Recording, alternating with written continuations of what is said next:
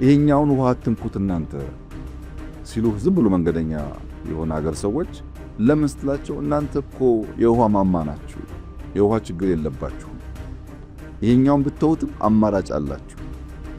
ኢማጂን ውሃው መሬት ቆፍሮ ሸለቆ ፈጥሮ ንጹህ አፈር እያንከባለለ ስለሄደ የውሃ ማማ ልንባል አንችልም። ባለፉት ሺህ ዓመታት የኢትዮጵያ ውሃ ማማነት ብዙ ሸለቆ ፈጠረ።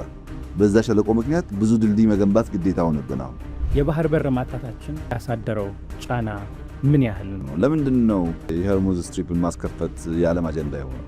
ከኛ በላይ ለማን አጀንዳ ይሆናል? የባህር በር ጉዳይን ለማንሳት እንገደዳለን።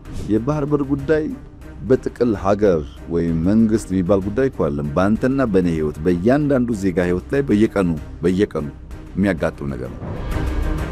የኢትዮጵያ አምራች ኢንዱስትሪዎች ከከባድ የብረታ ብረት ፋብሪካዎች እስከ ተራቀቁ የቴክኖሎጂ ምርቶች፣ ከኢንዱስትሪ ፓርኮች እስከ ልዩ የኢኮኖሚ ዞኖች፣ ከደረቅ ወደቦች እስከ ዓለም አቀፍ የባህር በሮች ድረስ በርካታ ለውጦች እየተከናወኑባቸው ናቸው።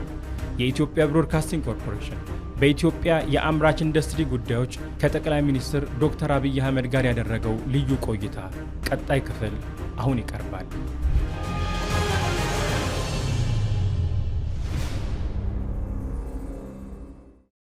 የኢንዱስትሪ ፓርኮች ጉዳይን ስንመለከት ያኔ ኢንዱስትሪ ፓርኮቹ ሲገነቡ በተለይ ከ2010 በፊት ይገነቡ የነበሩት ሀገሩን ትራንስፎርም ያደርጋሉ፣ የዚህን ሀገር የአምራች ኢንዱስትሪ ጉዳይ በጣም ይለውጣሉ የሚል ትልቅ ተስፋ ተጥሎባቸው ነበር እና ምንድን ነው በተፈለገው ልክ እንዳይሄዱ ያደረጋቸው? ምን ጥቅም አስገኙልን? ምንስ ነበር ጉድለታቸው? በተጨማሪ ደግሞ አሁን ካለው ኢኮኖሚ አንጻር፣ ከዓለም አቀፍ ሁኔታዎች አንጻር፣ አሁን ካለው የኢኮኖሚ ስፋት አንጻር እነዚህ የኢንዱስትሪ ፓርኮች ምን ያህል ያራምዱናል? የኢንዱስትሪ ፓርኮች ፋይዳ አላቸው ወይ? ምን ጥያቄ የለውም። ፋይዳ አላቸው። ለዚህ ነው በዓለም ደረጃ ከ6000 በላይ ያሉ ያልኩ። በእኛም ሀገር መጀመሪያቸው ትክክለኛ ነገር ነው፣ አስፈላጊ ናቸው። አካሄዳቸውን መፈተሽ ቢያስፈልግም ኢንዱስትሪያል ፓርክ በጣም አስፈላጊ ነው። አንደኛ ኢንቨስትመንት ለመሳብ ከተበተነው ፋብሪካ ይልቅ ኢንዱስትሪያል ፓርክ ሞር ተመራጭ ነው። ሞር ኢንቨስትመንት ሊስብ ይችላል። ሁለተኛ የመሰረተ ልማት ወጪ ይቀንሳል። እዚህም ምሳሌ እዚህ ጋር ፋብሪካ ካለ ለሱ ኢነርጂ፣ ለሱ መንገድ፣ ለሱ ውሃ ከምትል አንድ አካባቢ ቢሆኑ የኢንፍራስትራክቸር ኮስት ይቀንሳል የግድ ስለሆነ። ሶስተኛ ቅንጅት ይፈጥራል። አንዱ ለአንደኛው ግብዓት፣ አንዱ ለአንደኛው ተጋሪ ሊሆን ስለሚችል ቅልጥፍናን ይፈጥራል።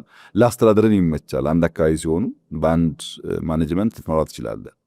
በጣም በርካታ ጠቀሜታዎች አሉት። እንዳልኩ ግን ልክ እንደ ኃይለሥላሴ ጊዜ የዴቨሎፕመንት ኮሪደር ወይም የሬልዌይ ኮሪደር ቢከተል ኖሮ ሳይበተን ማለት ነው። ፓርክ መሆኑ ብቻ ሳይሆን ፓርኩ ራሱ ለኢምፖርት ኤክስፖርት በተመቸ አቅጣጫ ላይ የሰፋ ከሆነ። የቀድሞ አካሄድ ችግሩ ምንድን ያልክ እንደሆነ አንደኛ ቦታ ምርጫ ነው።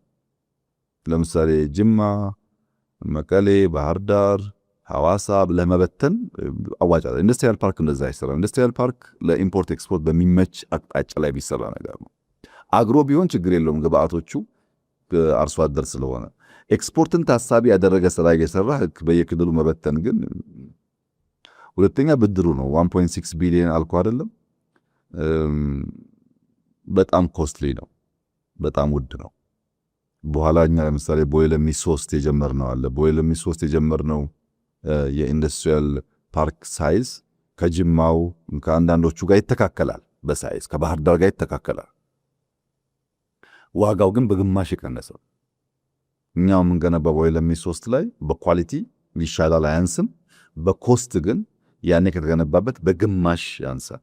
ስለዚህ 1.6 ቢሊዮን ዶላር የነበረው ወጪ በግማሽ ደረጃ ቢገነባ አንደኛ ዕዳ ይቀንሳል፣ ግማሹስ የት ሄደ የሚል ጥያቄ ደግሞ ያስነሳል።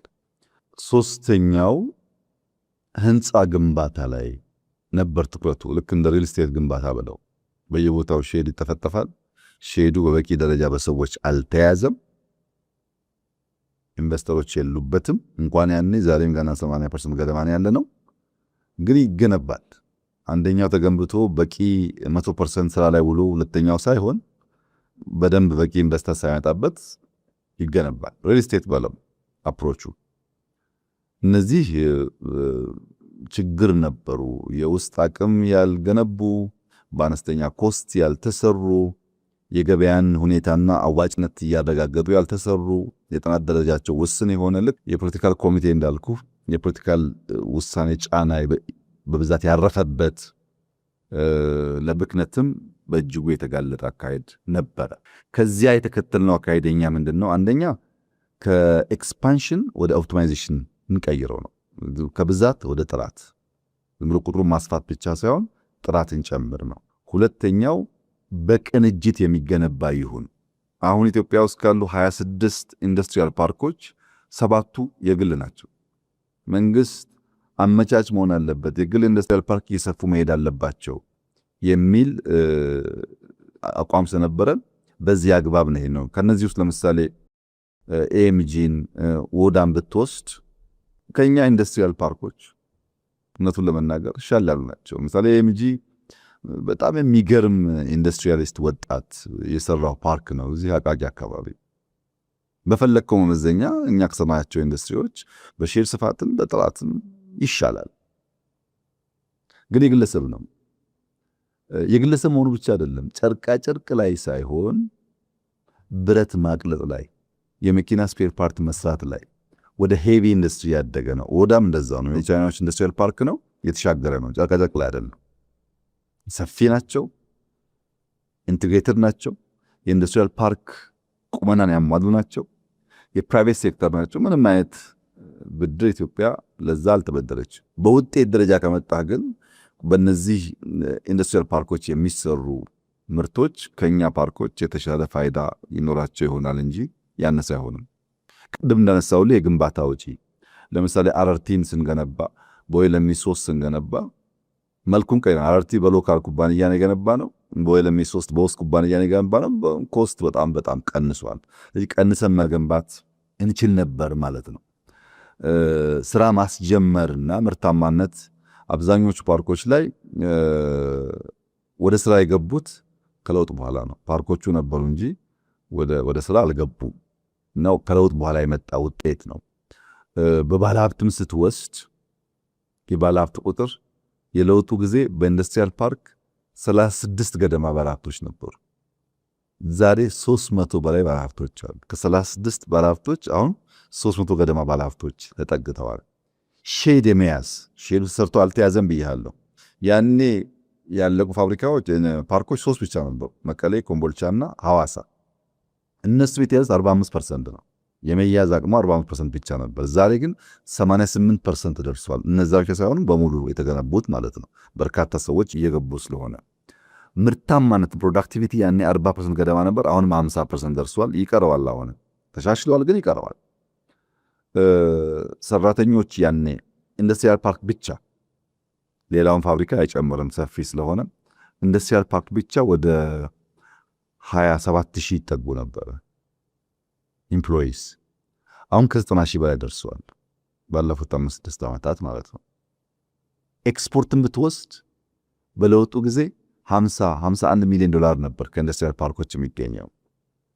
በሚቀጥለው ዓመት ግን ካለም ጥርጥር ከኢንዱስትሪያል ፓርኮች ብቻ $1 ቢሊዮን እናገኛለን። በኤክስፖርትም ለውጥ አለ፣ በኤምፕሎይመንትም ለውጥ አለ፣ በስራ ዕድልም ለውጥ አለ፣ በሎካል ትስስርም ለውጥ አለ። በነገራችን ላይ 60% ገደማ ኢንዱስትሪያል ፓርኮች አሁን በሎካል ኢንዱስትሪስ የተያዙ ናቸው። በለውጡ ጊዜ ግን አልነበረም። 2 ሰው ገደማ የነበረው ኢንዱስትሪስ አልነበሩም ሰዎች። አሁን ሎካል ኢንዱስትሪን የማገዙ ጉዳይ ሰፍቷል። እና እነዚህ ጉዳዮች ተደማምረው አሁን ባለው ሁኔታ ኮንቲኒቲን ለማረጋገጥ ሙከራ በመደረጉ በኢንዱስትሪያል ፓርኮች ላይ ያመጣነው ውጤት፣ በማኑፋክቸሪንግ ላይ ያመጣነው ውጤት በቁጥርም በኢምፕሎይመንትም በኤክስፖርትም በከፍተኛ ደረጃ ተሻሽሏል ብሎ መውሰድ ይቻላል። የኢንዱስትሪ ፓርኮችን ወደ ልዩ የኢኮኖሚ ዞኖች የማሸጋገር ስራዎችም እየተሰሩ ነው። እርሱን ጉዳይ ቢያብራሩልን። ምንድን ነው ሽግግሩ? ኢንዱስትሪ ፓርኮች ቅድም ላነሳልን እንደሞከርኩት አምራች ናቸው። ወደ ፍሪ ትሬድ ዞን ሲቀየር ግን አምራች ብቻ ሳይሆን ንግድ ማሳለጥ ውስጥ ይገባሉ። ለምሳሌ ዱባይን ብትወስድ ፍሪ ትሬድ ዞን አላቸው። ዋና ዓላማቸው የዓለም ምርት መጥቶ ለሌላው ዓለም ኤክስፖርት ማድረግ ዓላማው። የኛ ዓላማ ግን ኢምፖርት እናደርጋቸው ምርቶች በቀለጠፈ ሎጂስቲክስ ስርዓት መጥተው ለሎካል ማርኬት ማዋል ነው። አሁን ኢትዮጵያ ገብተው እንዲወጡ ሳይሆን ኢትዮጵያ የሚሸጡት ምርቶች ፖርት ስለሌለም በውድ ዋጋ እንዳይመጡ ለማድረግ ማስቻል ንግድን የሚያሳልጠው ሎጂስቲክስ ያሳልጣል፣ ንግድ ያሳልጣል። ለምሳሌ የድሬዳዋን ነፃ ንግድ ቀጠና ብትወስድ 6 ወር 7 ወር ከተቋቋመ አሁን ባለፉት ወራት ከ27 ሚሊዮን ብር በላይ ግብይት ተካሂዶበታል። በንግድ ነው የማወራ። ይሄ ገንዘብ ከዚህ ቀደም እኛ ጋር የሚቀር አይደለም። አሁን ከድራይ ፖርቱ ጋር አያይዘን በደንብ ስንጠቀምበት ደግሞ በዛው ልክ ሀብቱ ይበዛል። ከኤክስፖርት ባለፈ የሀገር ውስጥ ምርት በመተካት ኢምፖርት ሰብስቲቱሽን ላይ ከፍተኛ ሚና አለው። እነዚህን ለትሬድ ለኢምፖርት ሰብስቲቱሽን ሎጂስቲክስ ዋጋ ለመቀነስ የምንጠቀምበት ክሪቲካል ኤሪያ ስለሆነ የኢንዱስትሪያል ፓርኮች ወደ ፍሪ ትሬድ ዞን ሲያድጉ በፓርክነት ከሚያስገኙት የማምረት ውጤት ተጨማሪ ንግድን ሎጂስቲክስን በመጨመር የተሳለጠ እና ያደገ ሀብት ሊያመጡ ስለሚችሉ ወደዛ እያደጉ ያሉት። እነዚህ የኢንዱስትሪ ፓርኮችን ጉዳይ ጠቅላላ አድርገን ለማለፍ በአጠቃላይ ከዚህ በኋላ የኢንዱስትሪ ፓርኮች የሚመሩበት ስትራቴጂ ምንድን ነው? ወዴት ነው በአጠቃላይ የሚያመሩት? ቅድም በአዝማሚያ እንዳነሳውልህ በነዛ አዝማሚያዎች ውስጥ እኛ አድቫንቴጅ የምናገኝባቸው ኤሪያስ አሉ፣ ዲስአድቫንቴጅ የምንሆንባቸው ኤሪያስ ደግሞ አሉ እና እነዛ አድቫንቴጅ ማጉላትና የእኛን ዳውን ሳይድ በመቀነስ ኢትዮጵያን የማኒፋክቸሪንግ ማዕከል ማድረግ ነው ፍላጎቱ። ኢትዮጵያን የማኒፋክቸሪንግ ማዕከል ለማድረግ ሎጂስቲክስ ክሪቲካል ነው ብያለሁ። ለምሳሌ የምንገነባው ኤርፖርት በአፍሪካ ትልቁ ኤርፖርት ነው። የአፍሪካ የአየር ትራንስፖርት ሀብ ሆኖ የሚቀጥል ነው። ቀላል ኢንቨስትመንት አይደለም። በብዙ መልኩ አድቫንቴጅ ስላለን የኤርፖርት ግንባታው በአየር ላይ ያለውን ትራንስፖርት በአፍሪካ ውስጥ ጎልቶ እንዲቀጥል ከአየር መንገድ በተጨማሪ ኤርፖርቱ በራሱ ብዙ ነገር ስለሚስብ ማለት ነው። አንዱ እሱ ነው። ሁለተኛው ክሊን ኤነርጂ ነው። ልክ በህዳሴ በኮይሻ እንደምንሰራው በሶላር እንደምንሰራው ኒውክሌር እንደጀመር ነው ክሊን ኤነርጂ ላይ ማምረት ለውድድር ቅድም ባነሳውልህ ምክንያት በእጅጉ አዋጭ ነው። ሶስተኛው ዴሞግራፊ ነው። በጣም ወጣት ያለበት ሀገር ስለሆነ እነዛ ወጣቶች ደግሞ በኤርሊ ቻይልድሁድ ኤጁኬሽን ቅድም እንዳው ከታች ስለምንሰራቸው ተምረው ከተዘጋጁ እስኪ ያልኩን ይመልሳሉ። አብዛኛው ወጣት ቴክኖሎጂካል ሳቪ ነው። እኛ ደግሞ 5 ሚሊዮን ኮደርስ ብለን አብዛኛው ሰው ከኮድ ጋር ከኤአይ ጋር እንዲተዋወቅ እያደረግን ነው። በዚህ ምክንያት ወጣቶች ቴክኖሎጂ የሚገነዘቡ ታች ላይ የተማሩ የተፈጠሩ ሲሄዱ የማኒፋክቸሪንግ ሀብ ለመሆን እድል ይፈጥራል። ፖሊሲያችን ደግሞ ማርኬቱ ላይ ፕራይቬት ሴክተር የምናገዝበት ቦንድ ብለን ሀብት የምናስርበት መንገድ መቅረቱ፣ አብዛኛውን ብድር ወደ መንግስት ማድረጋችን መቅረቱ፣ እነዚህ ጉዳዮች ደግሞ ፕራይቬት ሴክተሩ በከፍተኛ ደረጃ እንዲነቃቃ ያደርጋሉ። ከትኩረት አንጻር ያየህ እንደሆነ ፎከሳችን ስትራቴጂ ምርቶች ላይ ነው። ጀስት ዝም ብሎ ጨቃጨቅ ሳይሆን ለምሳሌ ሶላር 5 የሶላር ኩባንያ መጣን ብያለሁ። 100-200 ጨርቃጨርቅ አመተ ሊሆን ይችላል። ግን 5 ብቻ በብዙ ተፈለጠ ሀብት ይፈጥራሉ። መርጠህ ስትሄድበት ኤሌክትሮኒክስ ጋር በሚያያዝ የኢቪ ካርን ጨምሮ ኤሮስፔስ ላይ ቅድም ያነሳውልህ ፋርማሲውቲካል ላይ ኬሚካል እና አግሮ ፕሮሰሲንግ ላይ የምንልባቸው ሴሌክቲቭ ኤሪያስ በእጅጉ ያዋጣሉ። አሁን በዛስ ችግር የለም ወይ? አለ። አንድ አሳዛኝ ምሳሌ ላንሳለ። ኢትዮጵያ በምግብ ብቻ ሳይሆን በመድኃኒት ራሷን ለመቻል ከፍተኛ ጥረት እያደረገች ነው እና ያንን ፖሊሲ እየሰማ ኢትዮጵያ እንድታመርት ቅናትም ያለው አንድ ዜጋ መጥቶ ቅሊንጦ ፋርማሲውቲካል ፓርክ ውስጥ የመድኃኒት ፋብሪካ ይሰራል። የሰራው ፋብሪካ 63 አይነት መድኃኒቶች ያመርታል። ከ2 ሚሊዮን ታብሌት በላይ በዓመት ያመርታል። አሁን ያለንበትና 44% በከፍተኛ ደረጃ የሚያሻሽል ነው። መድኃኒት እንፈልጋለን፣ ችግር አለብን። ፋብሪካውን ተክሎልናል። የኛው ሰው ነው መጥቶ የሰራው፣ ያስፈልገናል። ነገር ግን የኢትዮጵያ ባንኮች የግሎቹ ብቻ ነው የመንግስቶቹ ባንኮች ለዚህ ፋብሪካ ወርኪንግ ካፒታል ብትር ከለከሉት። ከዓመት በላይ ስራ ሳይሰራ ቆየ የፋብሪካ። ለምን? ፋብሪካው ሙሉ በሙሉ ሰርቶት ወርኪንግ ካፒታል አጥቶ። ባንኮች ለማን ነው የሚያበድሩት? ለመኪና ለቱሪዝም ብለው የመንግስት ባንኮች በጣም ዘመናዊ ለሚባሉ መኪናዎች ከቪኤት በላይ ለሚታዩ መኪናዎች 100% ብድር ያበድራሉ። እኛ ያሰቃየናውን የቪኤት መኪና ነው ኢትዮጵያ ውስጥ መድኃኒት ነው ብለህ ብታወዳድር ማንም ሰው ጀጅ ማድረግ በሚችለው ጉዳይ የእኛ ባንኮች የመድኃኒት ፋብሪካ ተሰርቶ ወርኪንግ ካፒታል አቶ ስራ አቆሞ ሳለ ለመኪና ያበድራሉ። ሪሶርስ በተገባው መንገድ አሎኬት ያለማድረጉ ችግር መልኩን ይቀይር እንጂ አሁንም ያለ በሽታ ነው። ይህን የተከታተሉ ማድረግ ይፈልጋል። ፋብሪካው በቅርቡ ሲመረቅ ታየዋለህ እንዴት አይነት ስራ እንደተሰራ። ጥቂት ገንዘብ እንኳን ብድር ብትሰጠውስ 10 መኪና ከመግዛት ያንም ገንዘብ ወርኪንግ ካፒታል ይሁን ቢባል ለኛው እኮ ነው መድኃኒቱ የሚውለው። ስንት ዜጋ መዳን እንደሚችል አስብ በዛ መድኃኒት። በዚህ መንገድ ስትራቴጂክ ምርቶች ላይ ማተኮርና ማገዝን በደንብ ስንሰራ ባለሀብቶች የሀገር ውስጥ ባለሀብት ተሳትፎ ሲያድግ እነሱ ደግሞ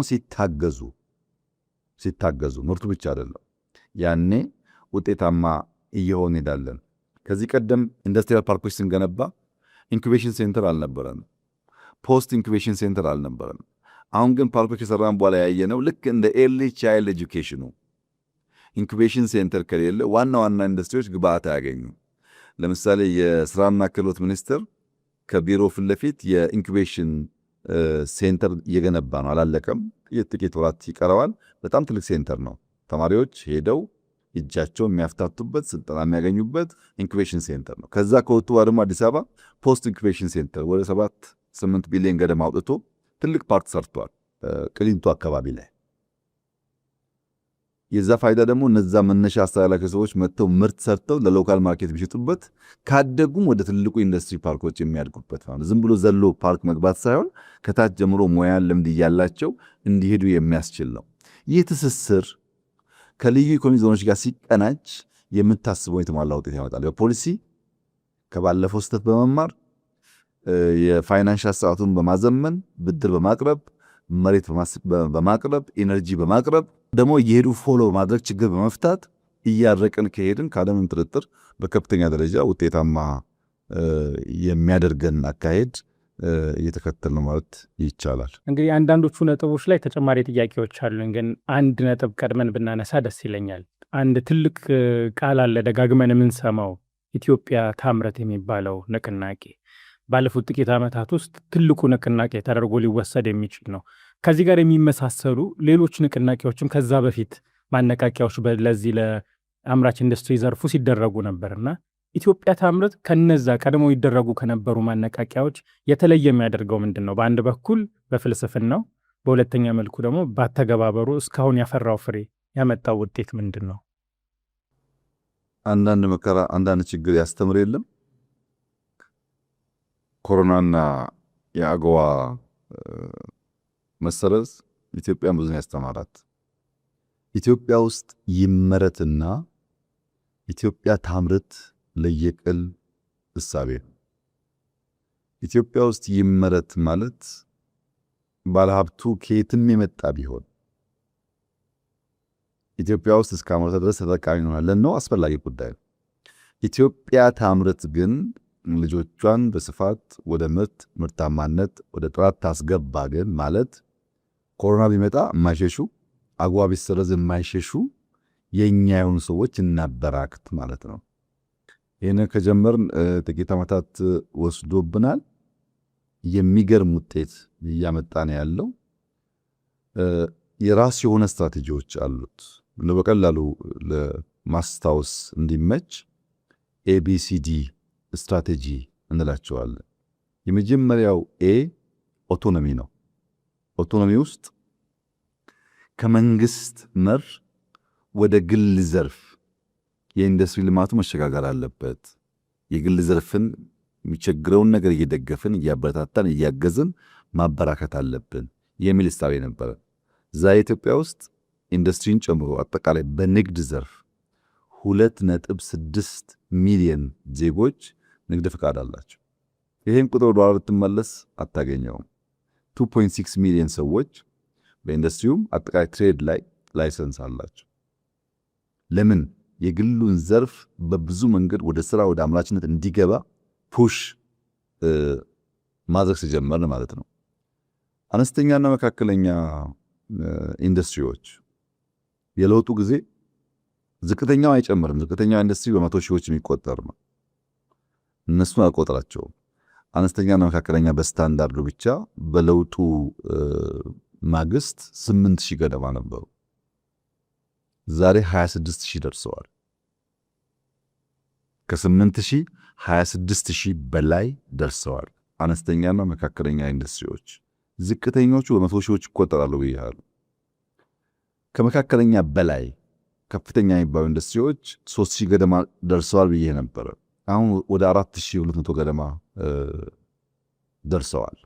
እነዚህ እንግዲህ እንደነ ማዳበሪያ እንደ ቦይ ለሚ ያሉ ሲሚንቶ ፋብሪካዎች አሁን የዳንጎቴን ሲሚንቶ ፋብሪካ ማስፋት ሄቪዎቹን እነ ጋዝን እነ ብረትን ያካትታል ማለት ትላልቆቹን ከ3000 ወደ 4200 አድጓል። መካከለኛውና ዝቅተኛውን ከ8000 26000 አድጓል። ይሄ በውጭ ቀጥተኛ ኢንቨስትመንት ፍሰት እድገትም በኢነርጂ አጠቃቀምም ይታያል። ለምሳሌ ዘንድሮ የውጭ ቀጥተኛ ኢንቨስትመንት እድገት የዚህ ዓመት ብቻ ወደ 22.7% አድጓል። እድገት አለው። ኢነርጂም ከዛ በላይ አድጓል። ለኢንዱስትሪ የምንጠቀመው ኢነርጂ ፍጆታ ከዛ በላይ አድጓል። የመጀመሪያው ኦቶኖሚ እነዚህን ያካትታል። ሁለተኛው በቢ የሚገለጠው ደግሞ የባክዋርድ ሊንኬጅ ነው። ባክዋርድ ሊንኬጅ ማለት ግብአት በሀገር ውስጥ መተካት መቻል። ኢንዱስትሪዎች ይመጡና እዚያ ያመርቱና ለግብአት ብሎ መልሶ ዶላሩ ይወጣል። እነዛን ለግብአት የሚጠቀማቸውን ጉዳዮች ለይተን በሀገር ውስጥ ማምረት ብንችል ግን ብዙ የውጭ ምንዛሪ እናስቀራለን። ለምሳሌ ከለውጡ ማግስት ከባቢ 90% በላይ የሚባለው ግብአት ከውጭ መጣ ነበር። 90% ያሉን ፋብሪካዎች ኢንፑታቸው፣ ግብአቶቻቸው ሮ ማቴሪያልስ ከውጭ መጡ ነበር። እነዛን ለማስቀረት በጣም ሰፊ ስራ ተሰርቷል። አንድ ኤግዛምፕል ላንሳል። ቢራ ፋብሪካዎቻችን የገብስ ብቅል ከውጭ ያመጡ ነበር። እንግዲህ ገብስ አምራች ነን እኛ። ችግርም ካለ ማድረቅ ማሻሻል ይቻላል። ግን ቢራው ይሸጣል። በገብስ ማምጣት በብቅል ማምጣት ምክንያት ብሩ ይወጣል ተመልሶ። አሁን 100% የገብስ የቢራ ብቅል ኢትዮጵያ ውስጥ ይመረታል። ለምሳሌ ለልብስ ስትወስድ ቴክስታይል ለዛ አለ እያል ዩኒፎርም ከውጭ ነበር የምናመጣው። የመከላከያ የፖሊስ ዩኒፎርም ከውጭ እናመጣ ነበር። አሁን 100% እናመርታለን። ለውጮችም ዩኒፎርም እንሸጣለን። አሁን ግብአት እዚሁ ማስቀረት ማለት ነው። ስንዴን ለመውሰድ ትችላለህ። $1 ቢሊዮን እኛ ከመጣን በኋላ በየዓመቱ $1 ቢሊዮን እናወጣ ነበር ለስንዴ። አሁን ያቀርቷል። ብዙ ኤሪያ ላነሳልህ እችላለሁ። በሀገር ውስጥ ግብአት መሸፈን መቻል ማለት ነው። ከዚህ በተጨማሪ በአራቱ አግሮ ኢንዱስትሪያል ፓርኮች ወደ 1.2 ሚሊዮን አርሶ አደሮች ግብአት ያቀርባሉ። ታቅፈው ተደራጅተው ግብአት ያቀርባሉ። ለምሳሌ ድሮ በቆሎ እናመርታለን፣ እንቆለዋለን፣ እንቀቅለዋለን፣ ይታወቃል። ዛሬ በቆሎ ወደ 13-14 አይነት ፕሮዳክቶች ይወጣል። ሴሪያል ይሰራል፣ የልጆች ምግብ ይሰራል፣ አልሚ ምግብ የሚባለው። በኢንዱስትሪያል ፕሮሰሲንግ አቅማችን በቆሎ ለብዙ ነገር ማዋል እየጀመረ ነው። ለኤክስፖርትም እንዲመች አሁን በየሆቴል ለምሳሌ ሴሪያልስ የምታያቸው የቁርስ ለሚቀርቡት ኢምፖርት ይደረጉ ነበረ። ለምን? በቆሎ እያለ ፕሮሰስ ለማናረጋቸው። እሱም ኢንዱስትሪያል ፓርኮች አሁን ስራ ተጀምረዋል። ዘይት መጭመቅ የመሳሰሉት ጉዳዮች በሎካል ግብአት እንዲሟሉ እያደረግን ወደ ውጭ የሚወጣውን ገንዘብ ለመቀነስ ተሞክሯል። ባክዋርድ ሊንኬጁ እሱ ነው። ሶስተኛው ሲ ላይ ካፓሲቲ ዩቲላይዜሽን ነው። ያለንን አቅም ማነቆዎች ፈተን መጠቀም መቻል። መጠቀም ብቻ ሳይሆን አሟጦ መጠቀም መቻል። ብዙ ፋብሪካዎች ኢትዮጵያ ውስጥ ነበሩ፣ ግን ቆመዋል። ወይ ኤነርጂ የላቸውም፣ ወይ ቅድም እንዳልኩት ወርኪንግ ካፒታል ችግር አለ፣ ወይ መሬት አንሷቸዋል በሆነ ምክንያት እና የማኒፋክቸሪንግ ካውንስል በእኛ ኦፊስ አቋቁመን ስራ ከጀመርን ወዲህ ከ800 በላይ የተዘጉ ፋብሪካዎች ስራ ጀምረዋል። 800 ፋብሪካዎች ተሰርተው ግን ተዘግተዋል፣ ስራ አይሰሩ። የሚቸግራቸውን ነገር በመደገፍ ብቻ ወደ ስራ እንዲገቡ ተደርገዋል። ሁለተኛ የማምረት አቅም። እኛ ሀገር የነበሩ እነዚያ የቀጠርኩልህ 3000 ምናምን ሺህ ፋብሪካዎች 47% ብቻ ያመርቱ ነበር። አንድ ፋብሪካ ማምረት ከሚችለው ከግማሽ በታች ነበር የሚያመርተው፣ 47% ብቻ። ይህ በጣም ጉዳት ነው። ያ አዳዲስ ፋብሪካ ሳያካትት ዛሬ የማምረት አቅማቸው ወደ 67% አድጓል። ከ47 67% ወደ 40% ገደማ አድጓል። ያሉ ፋብሪካዎች ብቻ የሚጎላቸውን ነገር በመጨመርና በማከል 20 ከ47 20% ጨምረን ፐርሰንት አይደለም በፐርሰንት ወደ 40 ይጠጋል። ኦልሞስት ግማሽ የሚጠጋውን ኢንሃንስ አድርገናል ማለት ነው። 47ቱ ለምሳሌ 24% ብናደርሰው 67 የሆነውን 70 ብናደርሰው እጥፍ ሆነ ማለት ነው። ይሄ በካፓሲቲ ዩቲላይዜሽን የመጣ ለውጥ ነው። የሀገር ውስጥ ምርቶች የገበያ ድርሻ ድሮ ምርት ኢንዱስትሪ ሲያመርት ለሎካል ኮንሰምፕሽን የምንጠቀምበትና ከውጭ የምናስገባውን ሬት ስትወስድ አሁን 44% የሀገር ውስጥ ፍጆታችን የኢንዱስትሪያል ፕሮዳክት ማለት ነው በሀገር ውስጥ እናመርታለን። ይሄ ማደግ አለበት። ከውጭ የምናስገባው አንሶ በእኛ ኢንዱስትሪ ተመርተው ለእኛ ጥቅም የሚውሉት ማደግ አለባቸው። እሱን ለማድረግ አሁን 44% ደርሰናል። ይቀጥላል ማለት ነው። ይሄ ሁሉ በካፓሲቲ ዩቲላይዜሽን እና ኢትዮጵያ ታምርት ንቅናቄ ውስጥ ምንድናቸው እያልን አንድ በአንድ ቆጥረን እየለየን ያመጣናቸው ናቸው። አራተኛው በዲሚ የሚወሰደው ዳይቨርሲፊኬሽን ነው። ዳይቨርሲፋይ ማድረግ ተኪ ምርቶች ያካተተ ማርኬትን ማረጋገጥ፣ በሀገር ውስጥ ሊመረቱ እየቻሉ ከውጭ እናስገባቸው የነበሩ ምርቶች የተካናቸው ከ3.6 ቢሊዮን ዶላር በላይ ናቸው። ቅድም ያነሳቸውን ያልጠቀስኳቸውን ጨምሮ 3.6 ቢሊዮን ዶላር የሚጠጋ ሀብት ከውጭ እናስገባ የነበረውን አሁን በሀገር ውስጥ ማምረት ጀምረናል። እስካሁን 96 ገደማ ሊተኩ የሚችሉ ምርቶች ተለይተዋል። ሁሉን ተከታታይ አልጨረስንም፣ ግን መተካት እንችላለን። የለየናቸው 96 ምርቶች አሉ። አንድ በአንድ እየተካን ስንሄድ ቅድም ያልኩት የኛ የሎካል ምርት ተጠቃሚነት ፐርሰንቴጅ በከፍተኛ ደረጃ ያድጋል። አንድ በአንድ ለመመለስ እየሰራ እንገኛለን። ለምሳሌ የምግብ ዘይት ሊተካ ይችላል። ሴራሚክ በጣም ከፍተኛ አቅም አላት ኢትዮጵያ፣ ሊተካ ይችላል። በእኛ እምነት በሚቀጥሉ ዓመት 100% ሴራሚክ እንተካለን። መስታወት ሊተካ ይችላል። ኦሮ አለን። ዓመት ተኩል ሊፈጅ ይችላል፣ እንተካለን ሙሉ በሙሉ።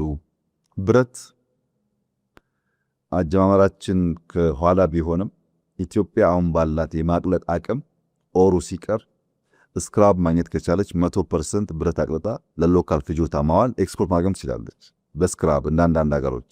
ግን እኛ በቅርቡ ኦር ላይም ከቻይና ኩባንያ ጋር ስራ ጀምረናል። ኦሩን ከጀመርን የብረት ጉዳይ ተፈታ ማለት ነው። የብረት ጉዳይ ከተፈታ ደግሞ በከፍተኛ ደረጃ ኢንዱስትሪ በሁሉም ሴክተር በኢንፍራስትራክቸሩም በሃውሲንጉም ትራንስፎርም ያደርገዋል። ግን በማቅለጥ በፈለገው ደረጃ ብረት በማውጣት ደረጃ ኦልሬዲ ኢትዮጵያ የተሟላ አቅም ገንብታለች፣ ኦሩ ሲቀር ማለት ነው። መድኃኒት ቅድም እንዳነሳሁት ወደ 44% ደርሰናል። አሁን በዚህ ዓመት ከ50 ላይ እናልፋለን። ብዙ እድል አለ መድኃኒት ለማምረት በሀገር ውስጥ። እንዳይመረት ፍላጎቶች ያሉ ገበያውን የተቆጣጠሩ ኃይሎች ትንሽ ይተናነቃሉ። ግን እሱንም ቢሆን በብዙ ርቀት እንመልሳለን። ዩኒፎርም ቅድም እንዳነሳሁት እነዚህና መሰል ጉዳዮችን ለይተን 96 ገደማ ናቸው ለይተን ብንተካ ብዙውን ነገር ማስቀረት ይቻላል።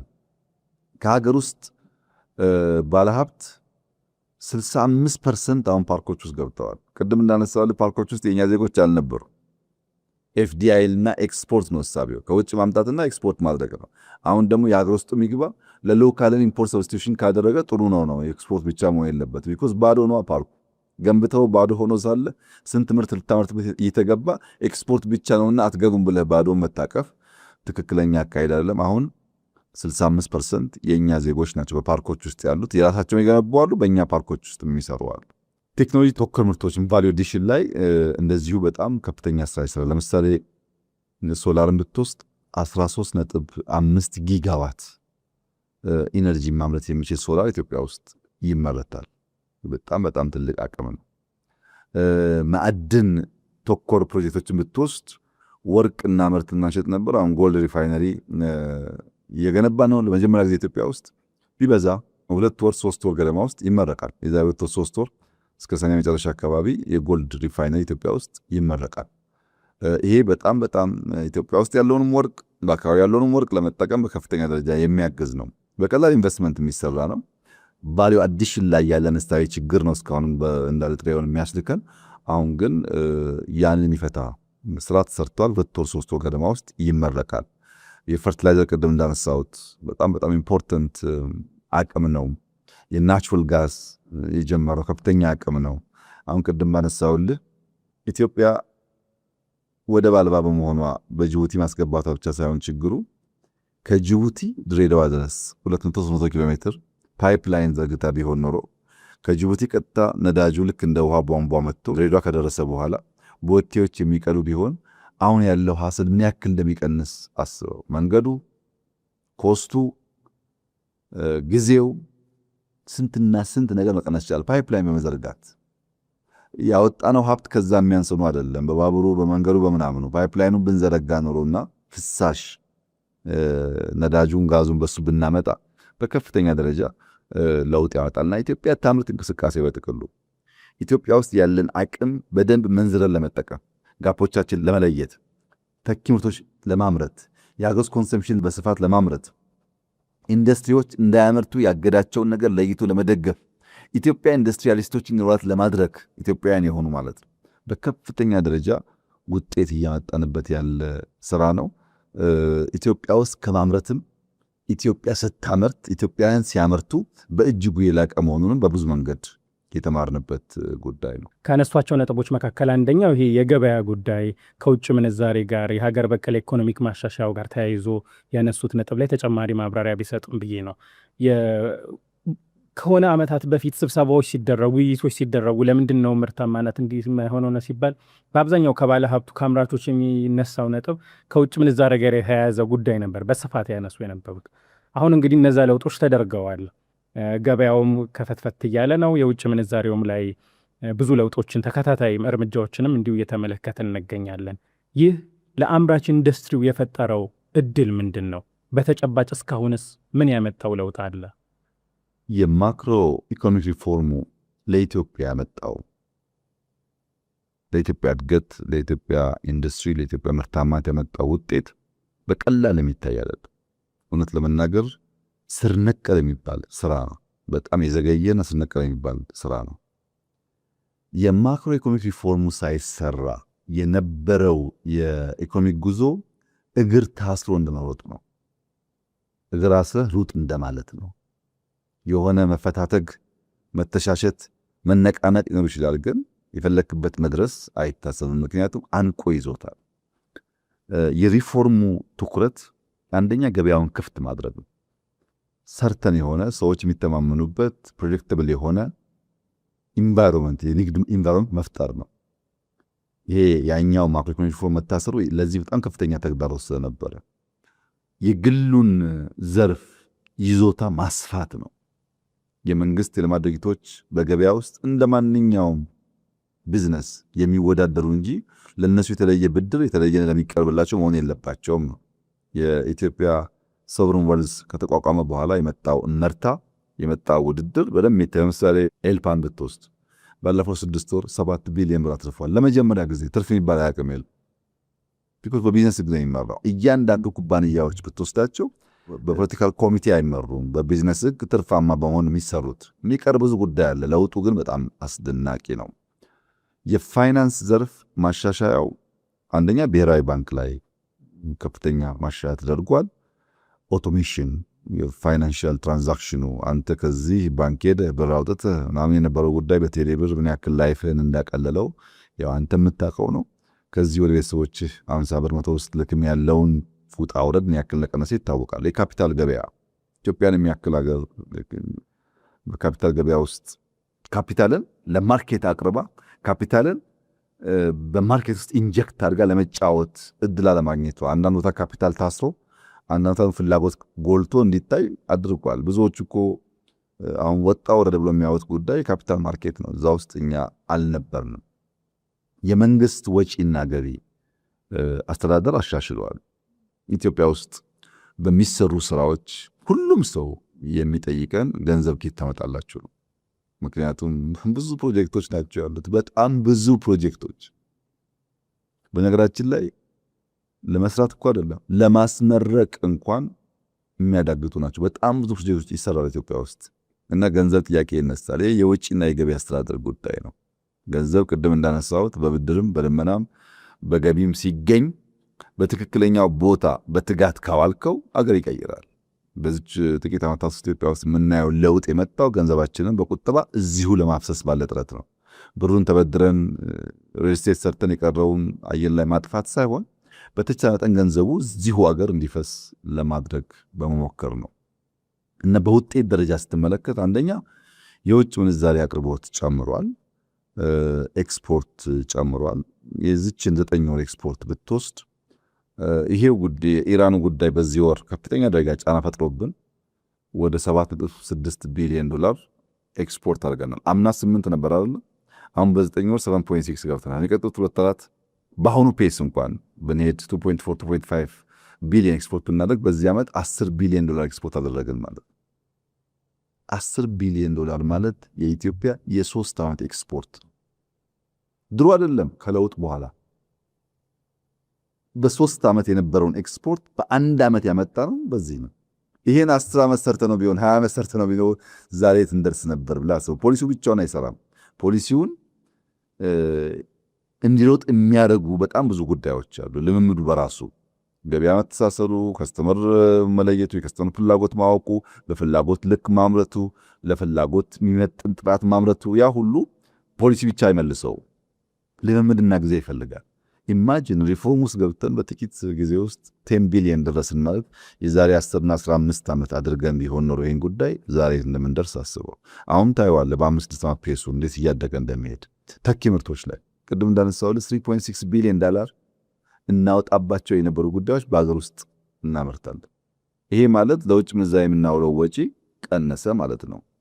በፎሪን ዳይሬክት ኢንቨስትመንት በቅርቡ እንደሰማችሁት ነው በጣም ከፍተኛ የውጭ ሀብት ሳቢ ከሚባሉ የአፍሪካ ሀገሮች ኢትዮጵያ በቀዳሚዎች ውስጥ ትመደባለች። በጣም በከፍተኛ ደረጃ የውጭ ኢንቨስትመንቶች እየመጡ ነው። ኤርፖርት ላይ ኢንቨስት የሚያደርጉ፣ በክሊን ኤነርጂ ኢንቨስት የሚያደርጉ በጣም ትላልቆች። ራሱ የማዳበሪያውና የጋዝ ኢንቨስትመንቱ በቀላል የሚታይ አይደለም። ሪዘርቭ አሁን ኢትዮጵያ ያላት ሪዘርቭ ከለውጡ እኮ ለማውራ የዛሬ 3 ዓመት ካለው 3-4 እጥፍ አድጓል እና ብዙ ነገር ብዙ ቢቀረንም የመጣንበት ርቀት ግን የሚያጓጓ ነው። ለካ እንዲሚቻል ነበር፣ እንዲመከወን ስንችል ነበር ታስረን የተቀመጥነው የሚለውን ነገር ያመላክታል። ሪፎርሙ ሲጀመር ብዙ አቃቂር ያወጡ ብዙ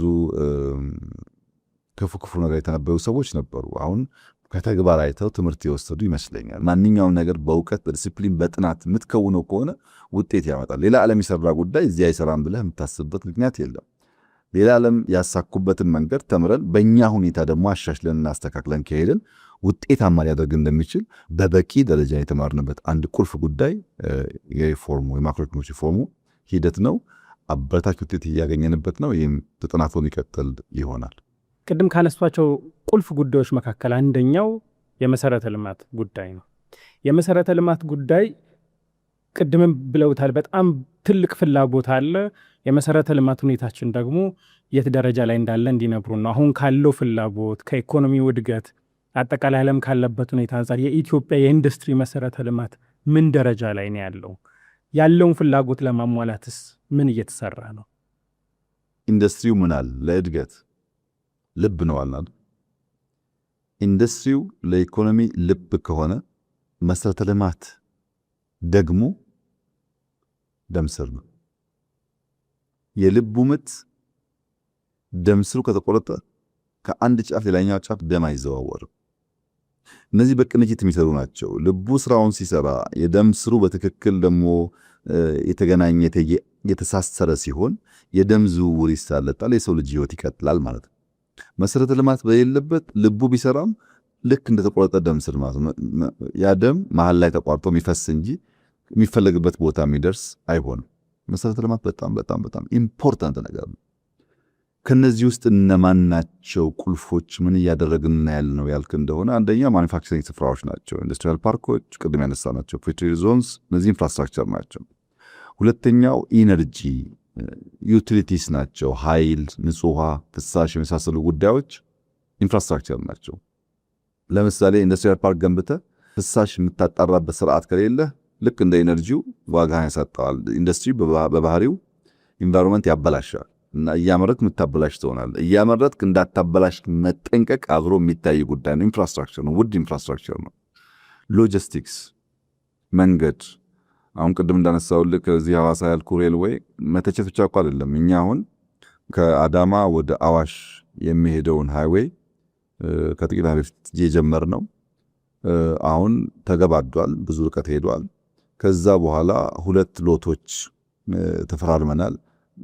ከፈጠንና ከሰላም በቅርብ ጊዜ ውስጥ ወደ ጅቡቲ ያለው ሃይዌይ አብዛኛው ይገናኛል። አብዛኛው ጨረታ ወጥቶ ለኮንትራክት ሰጥቷል። እነዚያ ጉዳዮች የኢትዮጵያ አርተሪ የኢትዮጵያ የደም ስር የሚባለው አንዱ የጅቡቲ ኮሪደር ስለሆነ በባቡር በሃይዌይ እነሱን ማገናኘት በጣም በጣም ኢምፖርታንት ጉዳይ ነው። ባቡር ቅድም እንዳነሳውልህ በጣም ኢምፖርታንት ኢንፍራስትራክቸር ነው፣ ግን ውድ ነው። አብዛኛው ነገር ደግሞ በሀገር ውስጥ ሊሰራ የሚችል ነገር ነው። ማንችላቸው አሉ፣ የምንችላቸው አሉ። ያን ለይተን ለምሳሌ እዚሁ አቃቂ አካባቢ 3-4 ኪሎ ሜትር 100% በእኛ ልጆች የባቡር ሀዲድ ሰርተናል። ከኢንዱስትሪ ጋር አገናኝተናል። 2-3 ቦታ ያንን ጉዳይ ጀምረናል። በሎካል አቅም የሚጎለንን እውቀት የሚጎለንን ነገር ገዝተን መስራት እንችላለን። ባቡር ማለት የመንገድ ታላቅ ወንድም ነው። ልክ እንደ መንገድ ድልድይ ይፈልጋል። ልክ እንደ መንገድ የተመረጠ ሰሌክት ማቴሪያል ይፈልጋል፣ ሀዲድ ይፈልጋል። መንገድ እየሰራን ከሆነ የሆነ ፓርቱን እኛ በሎካል ማርኬት ልንሰራው እንችላለን። የሚጎለን ደግሞ ካለ ልንገዛ እንችላለን ማለት ነው። ሌላው አየር መንገድ ነው። ቅድም አንስቼዋለሁ። ባይዘዌ ከቢሾፍቱ ዋናው ኤርፖርት ተጨማሪ በጣም በርካታ ኤርፖርቶች ኢትዮጵያ ውስጥ እየተገነቡ ነው። በጣም ብዙ ቦታ ታስተውሉ ከሆነ አላቅም እየተመራረቁ ነው። አሁንም በቅርቡ 2-3 ይመረቃሉ። ግን ዋናው ደግሞ የትልቁ ኤርፖርት ነው እንደ ሀብ የምንወስደው። ወደብ ሌላ ጉዳይ ነው። በተለይ ድራይ ፖርትን በሚመለከት የተለያየ ቦታ ሙከራዎች አሉ። ግን በቅርቡ የዛሬ 2-3 ሳምንት ወይ 1 ወር ገደማ የሞጆ ድራይ ፖርት እናስመርቃለን። ባለፉት 3 ዓመት ተኩል ስንሰራ የቆየንበት ድራይ ፖርት ነው። ይህ ድራይ ፖርት በቀላል ቋንቋ እንዲገባ የጅቡቲና የበርበራ ፖርቶች ተደምረው የእኛን ድራይ ፖርት አያክሉም። በሳይዙ፣ በሚያንቀሳቀሰው የኮንቴነር አቅም፣ በስቶሬጅ ካፓሲቲው፣ በዘመናዊነቱ የጅቡቲም በርበራውን ፖርት ተደምረው አያክሉት። በጣም ትልቅ ፖርት ነው የገነባ ነው። በቅርቡ ይመረቃል። በጣም ጥሩ ስራ ነው። ከባቡር ጋር የተገናኘ ነው። ኦቶሜትድ ነው። ኮንቴነር የምናንቀሳቀስበት አቅማችን ያደገ ነው። በስቶሬጅ ካፓሲቲው በአመት ለፈርቲላይዘር የምናስገባቸው ምርቶች ክሎስ ቱ 25% ስቶር ማድረግ በጣም ትልቅ ስቶሬጅ ካፓሲቲ ያለው ይሄ አቅም ይህንን ማንቀሳቀስ የሚያስችል አቅም ለወደፊት ትልሞቻችንን በእጅጉ የሚያግዝ በሎካል አቅም እነዚህ ትላልቅ ነገሮች ማንቀሳቀስ ከቻል ወደፊት አቅሙ ሲፈጠር በቀላሉ ለመጠቀም ያስችላል። ዲጂታል ኢንፍራስትራክቸር ኢንዱስትሪ ዲጂታል ኢንፍራስትራክቸር በበቂ ከሌለ፣ ፋይበር ኦፕቲክስ ከሌለ፣ ኢንተርኔት ከሌለ፣ ዳታ ከሌለ፣ ዳታ ሴንተር ከሌለ፣ እነዚህ ጉዳዮች ከሌሉ ቅድም እንዳልከው ገበያ ስለሆነ አያስኬድም እና እነዚህም በፋይበር ኦፕቲክስ የማገናኘት ስራ በጣም በስፋት ይሰራል። በተለይ አሁን ደግሞ ፎር ዘ ፈርስት ታይም የናሽናል ሶቨሪን ክላውድ እየገነባን ያለ ነው። እስከዛሬ አልነበረንም። እነዚህ ሁሉ ኢንፍራስትራክቸሮች ኢንዱስትሪውን፣ ንግዱን፣ ኢንፎርሜሽኑን ቀድሞ የመስማቱን ቀድሞ መዘጋጀቱን እና የመድረሱን አቅም በከፍተኛ ደረጃ እያሳደጉ የሚሄዱ ይሆናሉ። ከመሰረተ ልማቶች መካከል በጣም ትልቅ ትኩረት የሚሰጠው ከአምራች ኢንዱስትሪው ጋር በተያያዘ የኢነርጂ ጉዳይ ነው፣ የኃይል ጉዳይ። በዚህ ላይ መንግስት እየሰራ ያለው ስራ ምንድን ነው? ከኋላ ያለው አስተሳሰብ ምንድን ነው? በተለይ አማራጮችን ከማብዛት አንጻር እየተሰራበት ያለው ልክ ከምን እሳቤ የተቀዳ ነው? ኃይል ከሌለ ኢንዱስትሪ የለም። የኢንዱስትሪ ምግቡ፣ የኢንዱስትሪ መጠጡ ኃይል ነው። ኃይል ጠጥቶ ኃይል በልቶ ነው የሚያመርተው እና በበቂ ደረጃ ኃይል ማምረት ካልቻልክ ኢንዱስትሪ የለም። የምታመርተው ኃይል ደግሞ ታዳሽ ኃይል መሆን አለበት። አሁን ባለው ትሬንድ ተፈላጊው እሱ ስለሆነ በዚህ ዓመት የኢትዮጵያ ኢንዱስትሪዎች የኢነርጂ ፍላጎታቸው 23% አድጓል። በዚህ ዓመት 23% ተጨማሪ ኢነርጂ ለኢንዱስትሪ ብቻ አውለናል። ይሄን ያክል ምግብ ከተመገበ ይሄን ያክል ፕሮዳክትም ደግሞ አውጥቷል ማለት ነው። ቅድም ቆመዋል ካልኩ ሊሆን ይችላል፣ አዲስ ያገቡት ሊሆን ይችላል። ግን 23% የኢነርጂ እድገት አምጥቷል። ኢትዮጵያ ውስጥ ኢነርጂን በሚመለከት የምንከተለው መንገድ በአብዛኛው ክሊን ኤነርጂ ላይ ነው። ለምሳሌ ህዳሴ ከዚህ ሁሉ ጫና አንድ ብድር ሳናገኝ የሚያግዘን ሳይኖር ዲፕሎማቲክ ጫና እያለ በመከራ መከወን መፈጸም ችለናል። ዋጋ አስከፍሎናል። ብዙ ጭቅጭቆች፣ ብዙ ስድቦች አልፈናል። ግን ፋይናሊ ህዳሴ ሳይሞት ህልው ሆኖ ለኢትዮጵያውያን ኢነርጂ መስጠት እንዲችል በኤክስፖርትም ለኢንዱስትሪ መመገብ እንዲችል ሆኗል። ኮይሻን ብትወስድ ቅድም እንዳነሳው ነው ህዳሴን የሚያክል ኢንዱስትሪ እየሰራን ብድር ሳናገኝ እሱን መጨረስ ሳንችል ኮይሻ መጀመር ትክክል አልነበረም። አንዱን ጨርሳ መጀመሪያ ያለብን ቢኮዝ ብድር አልተገኘባቸውም። በጣም ከፍተኛ የሆነ ሀብት የሚጠይቁ ነገሮች ናቸው። ያም ሆኖ ግን ህዳሴ በተሟላ ጨርሰን ፊታችን ወደ ኮይሻ አዙረናል። ኮይሻ ምናልባት 2 ዓመት ገደማ ሊፈጅብ ይችላል። ከአሁን በኋላ ግድቡ ኦልሞስት እያለቀ ነው። ክሪቲካል ፓርቱ ኤሌክትሮሜካኒካሉ ነው። ከውጭ የሚገባ ስለሆነ ተርባይኑ የውጭ ምንዛኝ ይፈልጋል፣ ማምረቱም ጊዜ ይፈልጋል። 2 ዓመት ተኩል ገደማ ኮይሻም ሙሉ በሙሉ ወደ ስራ ይገባል። በቅርቡ የአይሻን የንፋስ ማምረቻ ኢነርጂ ማምረቻ እንደ አስመረቅ ይታወቃል። እና በዚህ 2-3 ሳምንት ያሰላ እንዲሁ ይመረቃል። የዊንድ ፋርም ማለት ነው። ኦፍኮርስ ጂኦተርማል ላይ በፕራይቬት ሴክተር በቱሉ ሞየና ኮርቤት የጀመርናቸው አሉ። የራሳቸው መንገጫገጭ አላቸው። እኛ እንደያዝናቸው በፈጠነ እየሄዱ አይደለም፣ ግን እነሱም ቢሆኑ ስራ ላይ ናቸው። አማራጭ ኢነርጂ ያስፈልጋለን። ኒውክሌር ላይ እንደጀመርን ይታወቃል። በጣም ጥሩ ሌቭል የደረሰ ጉዳይ ነው። በኒውክሌር ኢነርጂ፣ በሃይድሮ፣ በሶላር፣ በጂኦተርማል፣ በዊንድ ኢትዮጵያ በክሊን ኤነርጂ በጣም ሰፋፊ እድሎች ስላላት አሟጣ መጠቀም ከቻለች በኢንዱስትሪው ክሊን ኤነርጂን በማቅረብ ልትወዳደር የምትችል ሀገር ትሆናለች ማለት ነው። እስካሁን የነበረው ናሬሽን መስተካከል ያለበት ናሬሽን፣ እናንተም የእናንተ ሚዲያ ተደጋጋሚ የሚናገረው ናሬሽን ኢትዮጵያ የውሃ ማማ ናት የሚል ናሬሽን ነው። ኢትዮጵያ የውሃ ማማ መሆኗ ሙሉ በሙሉ ስህተት አይደለም፣ ውሸትም አይደለም። ግን ናሬሽን መገንባት ያለበት ኢትዮጵያ የታዳሽ ኃይል ማማ ናት በሚል መሆን አለበት። ለምንድነው ይህን ጉዳይ የማነሳው? ይሄኛውን ውሃ አትንኩት እናንተ ሲሉ ዝም ብሎ መንገደኛ የሆነ ሀገር ሰዎች ለምን ስትላቸው እናንተ እኮ የውሃ ማማ ናችሁ፣ የውሃ ችግር የለባችሁም፣ ይሄኛውን ብትተውትም አማራጭ አላችሁ። ኢማጂን 60% ኢነርጂ በማያገኝበት ንጹህ ውሃ በማያገኝበት ሀገር የውሃ ማማ ነን እያል ራሳችንን እየሸነገል ከዛ ውሃ ሊገኝ የሚችለው ትሩፋት ሳናገኝ ነው ነው። የውሃ ማማነታችን የሚረጋገጠው የታዳሽ ኃይል ማማ ስንሆን ነው። የውሃ ማማነት የሚረጋገጠው 100% በምግብ ራሳችንን መቻል ስናረጋግጥ ነው። ውሃው ምግብ፣ ውሃው ኢነርጂ፣ ውሃው ህይወት ሲሆን ነው እንጂ ውሃው መሬት ቆፍሮ ሸለቆ ፈጥሮ ንጹህ አፈር እያንከባለለ ስለሄደ የውሃ ማማ ልንባል አንችልም። ባለፉት 1000 ዓመታት የኢትዮጵያ ውሃ ማማነት ብዙ ሸለቆ ፈጠረ። በዛ ሸለቆ ምክንያት ብዙ ድልድይ መገንባት ግዴታ ሆነብን። አሁን ድልድይ ከሌለ ይሄኛው መንደርና ይሄኛው መንደር ሊገናኝ አልቻለም። ትርፋችን እሱ ነው። ወርቁ አፈሩ መጋዙ ነው። ሸለቆ ጉድጓድ መፈጠሩ ነው እንጂ ምግብ አልሆነም፣ ኢነርጂ አልሆነም። ያ ሪሶርስ በበቂ ደረጃ ታዳሽ ኃይል ላይ ውሎ የኢነርጂ ማማ ከሆን የምግብ ማማ ከሆን ያኔ ይሄን ናሬሽን ብትቀጥሉ ችግር የለው። አሁን ግን ለሌሎች ኤክስኪውዝ ነው የሆነው። ሌሎች እናንተ የውሃ ችግር የለባችሁም እየጠማን ንጹህ ውሃ እያጣ ኢነርጂ በበቂ ደረጃ ሳይኖረን ግን ልክ እንዳለ እንድንታሰብ ነው ያደረገንና ኢትዮጵያ የውሃ ማማ ሳይሆን የታዳሽ ኃይል ማማ እንድትሆን፣ ኢትዮጵያ የውሃ ማማ ሳይሆን የምግብ ማማ እንድትሆን ማረጋገጥ መቻል ናሬሽኑን በዛ መገንባት ያለበት ይመስለኛል። እንግዲህ በጣም ትልልቅ ጉዳዮችን ያነሱልን። አሁን ደግሞ የውሃን ጉዳይ ካነሱ አይቀር የሀገራችንን ትልቁን አጀንዳ የባህር በር ጉዳይን ለማንሳት እንገደዳለን። ይሄ የባህር በር ጉዳይ በስፋት ብዙ ነገር እየተባለበት ነው። ግን ከኢንዱስትሪ ጋር በተገናኘ የባህር በር ማጣታችን በአምራች ኢንዱስትሪው ላይ ያሳደረው ጫና ምን ያህል ነው? አሁን እየተደረገ ያለው ጥረት ሲሳካስ ለኢንዱስትሪው በተለይ ለአምራቾች ያለው ትርጉም ምንድን ነው ይላሉ? ለኢትዮጵያ የብልጽግና ጉዞ ኢትዮጵያ ዜጎቿን በበቂ መግባ ራሷን ችላ በዓለም ተወዳድራ የላቀች ሀገር ለመሆን ካሉብን ዋነኛ ማነቆች ትልቁ ችግር ወደብ አልባነት ነው።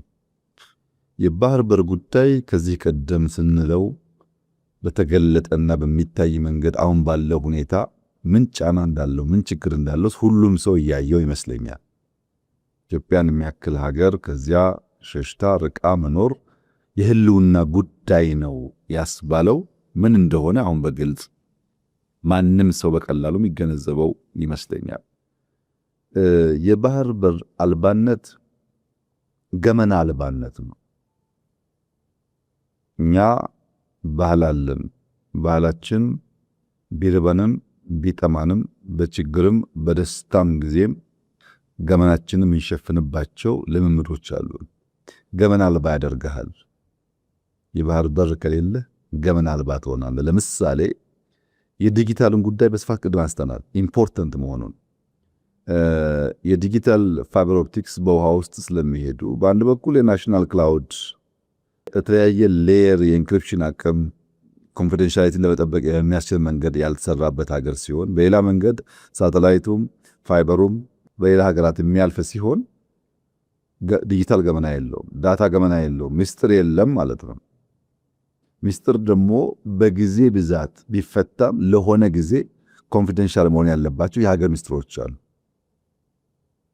ለሆነ ጊዜ ከሆነ ጊዜ በኋላ ብዙም ላይ ያስቸግር ይችላል። የዲጂታል ገመና አልባነት ያስከትላል።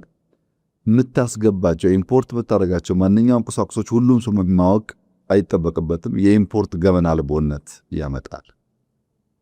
ልክ አንድ ቤት ውስጥ የምትገዛው የምትሸጠውን በሙሉ ማንም ጎረቤት ማወቅ እንደሌለበት ማለት ነው። የኤክስፖርት ገበና አልቦነት ያመጣል። የምትሸጠውን ለማን፣ የት፣ መቼ ሁሉ ነገር መታወቅ የለበት። ያው የጂኦፖለቲክሱ ኮምፒቲሽን ፍላጎት የሚታወቅ ስለሆነ ማንኛውም እንቅስቃሴን ሰው የሚያክ ከሆነ በአጭሩ ሊጨነግፍ ስለሚችል ጉዞ። ከዚህ በተጨማሪ በከፍተኛ ደረጃ ሎጂስቲክስ ኢምፖርታንት ነው። የሎጂስቲክስ ወጪ ላይ ያለው እንድምታ በጣም ከፍተኛ ነው። የባህር በር ካላቸው ሀገራት አንጻር ከኛ ጎረቤቶች አንጻር ከ50 እስከ 100% ዋጋ ይበልጣል። ሎጂስቲክስ ላይ አንድ ምርት ከቻይና ገብቶ ናይሮቢ የሚሸጥበት ዋጋ እኛ ጋር ገብቶ ከሚሸጥበት ዋጋ ቢያንስ 30% የዋጋ ጭማሪ እኛ ጋር ይኖረዋል። ኮስት ስላለው ማለት ነው። ስትገዛ ስታንቀሳቀስ የምታወጣቸው ወጪዎች ደምር አይደለም ትርፍህን ማርጂንን ጨምረህ የምትሸጠው። በዚያ ምክንያት በኬንያ ማርኬት የምታየውና በኢትዮጵያ ማርኬት የምታየው በባህር በር ምክንያት ብቻ ከፍተኛ ዋጋ ጭማሪ ይኖረዋል። የሎጂስቲክስ ቅልጥፍና ፍጥነት ማለት ነው። በአጭር ጊዜ አንድን ምርት ለፈላጊው ለከስተመር ማቅረብ ሲገባ በተዘገይ ኮንትራት ሰርዝብህ ይችላል። የምትሰርዘው ግን በአንተ ምክንያት ሳይሆን በሎጂስቲክስ ምክንያትም ከጊዜ አንጻር በቆይታም ኳሊቲ ይበላሻል። የቆየ ሲሄድም አንድ ምርት ፈጥነው ድረስ ሲገባው መንገድ ላይ ከዘገየ አንዳንዶች ሁሉም ባይሆኑ የኳሊቲ ብልሽት ያጋጥማቸዋል፣ በተለይ የምግብ ሲሆኑ። በዚህም ምክንያት በአጭር ጊዜና በረዥም ጊዜ ከፍለን ካልሰራን በቀር የባህር በር አልቦነት፣ የወደብ አልቦነት፣ የሎጂስቲክስ ውስንነት የኢትዮጵያ ብልጽግና ላይ ከፍተኛ ማነቆ ሆኖ የሚቀጥል ችግር ነው። በእኛም ዘመን ከኛም በኋላ ባለው ዘመን በዚህ ጉዳይ ላይ ግራ ቀኝ የሚሉ ዜጎች ስሰማ ይገርመኛል። የባህር በር ጉዳይ በጥቅል ሀገር ወይም መንግስት የሚባል ጉዳይ እኮ አይደለም። በአንተና በእኔ ህይወት፣ በእያንዳንዱ ዜጋ ህይወት ላይ በየቀኑ የሚያጋጥም ነገር ነው። ይሄን ልብስ አንድ ሀገር ተመርቶ በቀለለ ትራንስፖርት ገብቶ የሚሸጥበት 50 ብር ከሆነ እኛ በዚህ ጉዳይ ማጣት ምክንያት 70 ብር ይሆንብናል። በለስላሳው፣ በመድኃኒቱ፣ በሁሉም ነገር ታየዋለህ። እያንዳንዱ ዜጋን ኢምፓክት ያደርጋል። ኢትዮጵያን የሚያክል በዓለም 10ኛ ፖፑሌሽን የያዘ በዘመናት መካከል የወደብ አልቦነት ችግር ያልነበረው ሀገር በቀላሉ በንግድ ህግ በንግግር በሰጥቶ መቀበል መርህ ማግኘት ሲቻል ከምጽዋ ጫፍ እስከ ሞቃዲሾ ቀንድ ጫፍ ድረስ 5000 ኪሎ ሜትር በጣም ፕሌንቲ የሆነ ሪሶርስ ያለበት ቦታ ላይ በክፋት ባለመነጋገር በሰጥቶ መቀበል መርህ ባለማመን ኮኤግዚስት ለማድረግ ባለመዘጋጀት አንዳችን ለአንዳችን ጥፋት እንድንሆን በሚያመቻች መንገድ ለመሄድ በማሰብ ብቻ ኢትዮጵያን የባህር በር አልቦ አድርጎ መቀጠል በየትኛውም ዘመን አዋጭ አይደለም። ለእኛ ብቻ ለሰፈራችን ማዋጭ አይደለም። ተነጋግሮ ተመካክሮ ሁሉን አሸናፊ በሚያደርግ መንገድ መፍታት ካልተቻለ በዚህ መንገድ መቀጠል ልክ አሁን እንደምናየው ነው። ለምንድን ነው የሆርሙዝ ስትሪፕን ማስከፈት የዓለም አጀንዳ የሆነው? የቀይ ባህር ቢዘጋ ማስከፈት ከኛ በላይ ለማን አጀንዳ ይሆናል? አሁን ባለው ሁኔታ ውስጥ ዓለማትን ብትወስድ አፍሪካን ብቻ ብትወስድ እንደ ኢስት አፍሪካ ተጎጂ የለም። ኖርዝ አፍሪካ ሀገራት ሁሉም ወደብ ያላቸው መሆናቸው ብቻ ሳይሆን ሜዲተራኒያን ሲ ስለሆነ ለአውሮፓ ቅርብ ስለሆነ ልክ እንደኛ በኢስት በኩል አይደለም ያሉት። ወደ ዌስት ፓርት ብትሄድ ወደ ናይጄሪያ ብትሄድ እኛ የገጠመን ችግር አይደርስባቸውም። ታች ብትወርድ ወደ ሳውዝ ብትሄድ የነሱ ኦሽን ከሬድ ሲ ጋር አንድ አይነት ባለመሆኑ በነሱ ሩት ውስጥ ይሄን ችግር አታይም። እኛ ግን በቀይ ባህርም ይሁን በገልፍ ኦፍ ኤደን በኢራን አካባቢ ያለውም ሰርጥ በቀጥታ ጥቃት የሚደርስብን ሀገር ነው። ይሄን ጥቃት ደግሞ የሚያበራክተው ምንድነው? ያኛው የሩቁ ብቻ ሳይሆን የቅርቡም ችግር ውስጥ የገባ መሆኑና ችግሩን እያየን ለመከላከል እንኳን የኛን ጥቅም ለመጠበቅ እንኳን መሰማማት የማንችል መሆናችን ነው። እና ይህ ጉዳይ በጣም በጣም ክሪቲካል ነው። ጎረቤቶቻችን ማሰብ አለባቸው። ዓለም ማሰብ አለበት። አስቸጋሪ ጉዳይ ነው። እኛ ምን እያደረግን ነው? ከአጭር ጊዜ አንጻር የንግድ ቀጠናዎች ቅድም እንዳነሳሁት በተለይ ጅቡቲና እዚህ ሞጆ አካባቢ በስፋት እየሰራን ነው። የደረቅ ወደብ ቅድም እንዳነሳ ነው እየሰራን ነው። ድሬዳዋ ላይ ሞጆ ላይ ፍሪ ትሬድ ዞን አለ፣ ባቡር አለ፣ ሃይዌይ አለ፣ ድራይ ፖርት አለ። ይሄ ለአጭር ጊዜም ቢሆን ኢምፖርት በምናደርጋቸው ማቴሪያል ላይ ለማቀላጠፍና ዋጋቸውን ለመቀነስ ያግዘናል። እያንዳንዱ ኮንቴነር ከባቡር ብቻ ሳይሆን ሌላ ቦታ ገብቶ ሲወጣ ተጨማሪ ኮስት አለውና ያን ለመቀነስ ያግዘናል። ከረጅም ጊዜ አንጻር ግን ኢትዮጵያ የባህር በር ባለቤት ካልሆነች አታድግም ብቻ ሳይሆን ሰፈሩ አይለወጥም፣ ሰፈሩ ሰላም አያገኝም፣ የዓለም ንግድም ይስተጓጎላል። የዓለም ንግድ እንደ ኢትዮጵያ ባሉ አንከር ሀገሮች ቁጥጥር ስር መዋል የሚገባቸው ኤሪያስ እንደ ኢትዮጵያ ያሉ ትላልቅ አቅም ያላቸው ሀገራት ከጉዳዩ ርቀው ከሄዱ ትናንሽ ሀገራት ያንን ሰርጥ ያንን ወሽመጥ መጠበቅ ስለማይችሉ በእነሱም ጭምር በተቀረውም ዓለም አደጋ ያመጣልና ከረጅም ጊዜ አንጻር የኢትዮጵያ የባህር በር ጉዳይ አለ የማይባል ብዙ ልንጨቃጨቅበት የማይገባ በተቻለ መጠን በሰላም በንግግር በድርድር መሆን ያለበት ግን የግድ መሆን ያለበት ጉዳይ ኢትዮጵያ ከባህር በር ተነጥራ እስከ ወዲያኛው ትኖራለች ብሎ የሚያስብ የቅርብም ይሁን የሩቅ ሰው ካለ እሱ የዋህ ነው። እንደዚያ የሰርቫይቫል ኢሹን ኮምፕሮማይዝ አድርጎ ብልጽግናን ማሰብ አይቻልም። መቼ የሚለውን ማሰብ፣ ማስላት፣ መምከር ይጠይቅ ይሆናል። ብዙ መሞከር፣ ብዙ አማራጭ ማየት ይኖርብን ይሆናል። ግን በአጭርና በረጅም ጊዜ ተከፍሎ ሊሰራበት የሚገባ ቁልፍ ጉዳይ ያንን ካልከወን ኢንዱስትሪያችን በምንፈልገው ልክ ተወዳዳሪ ሆኖ በዓለም ማርኬት ላይ አንተ በ10 ብር የምታቀርበውን እኔ በ20 ብር እያቀረብኩ የኔ ማንም ሊገዛልኝ አይችልም። በሁሉም ምርቶቻችን በግብርናውም በኢንዱስትሪውም በዓለም ገበያ እንዳንወዳደር የሚያደርገን አንዱ ችግር ኳሊቲ ነው። እሱም ብናሻሽለው፣ ሁለተኛው ችግር ጊዜ ነው፣ በጊዜ መድረስ ነው። ሶስተኛ ችግር በሎጂስቲክስ ምክንያት ኮስት ነው። እነዚህን ጉዳዮች እየቀረፈን ካልሄድን ተወዳዳሪ መሆን ማደግ አንችልም ማለት ነው እና የባህር በር ጉዳይ ለእያንዳንዱ ዜጋ ለኢትዮጵያን ብልጽግና ለሚያስቡ ዜጋም ላልሆኑ ሰዎች ለቀጠናው ሰላም ለሚያስቡ ለጋራ እድገት ለሚያስቡ ማንኛውም መልካም እሳቤ ላላቸው ሰዎች ሁሉ ኢምፖርታንትና አንገብጋቢ ጉዳይ መሆኑን መገንዘብ በእጅጉ አስፈላጊ ይመስለኛል። መልካም ክቡር ጠቅላይ ሚኒስትር፣ በጣም ሰፋፊ ጉዳዮችን ያነሱልን በጥልቀት። የዛሬው ውይይታችንን ለማጠቃለል ግን የእርሶን ራዕይ ብንሰማ ደስ ይለኛል። በኢንዱስትሪ ላይ የእርሶ ራዕይ ምንድን ነው?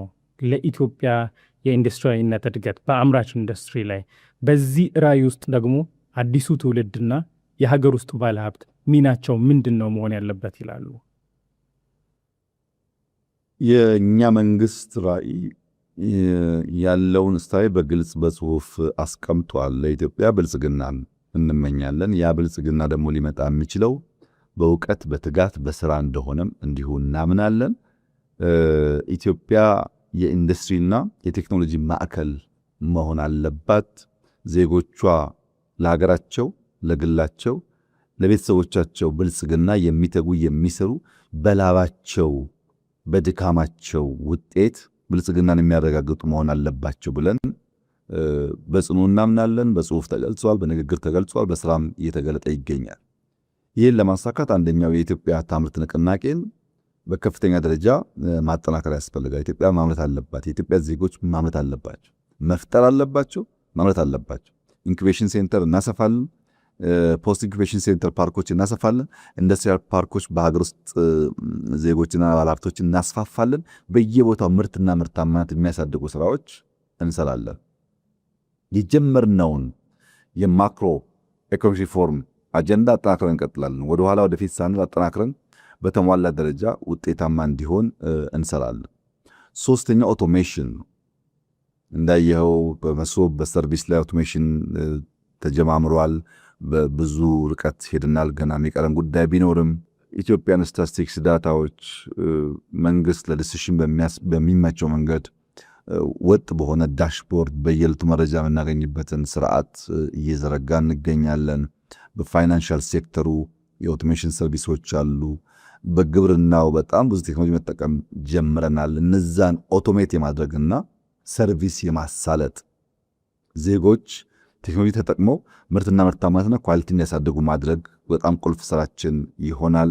የፋይናንስ አቅርቦት ደረጃ በደረጃ ማሻሻል፣ በፋይናንስ ምክንያት በካፒታል ምክንያት የሚቆሙ ስራዎች እንዳይኖሩ እየለዩ መፍታት። ቅድም እንዳነሳውልህ የመድኃኒት ፋብሪካው በካፒታል ምክንያት ነው የቆመው። ሶልቭ እያደረገ ነው። ልክ እንደሱ በቂ እንኳን ባይባል መነሻ ካፒታል አሁን ከምንሰጠው የተሻለ የላቀ እያቀረብን ኢንዱስትሪው እንዲሳለጥ እንዲስፋፋ እንዲፍታታ ማድረግ ይኖርብናል።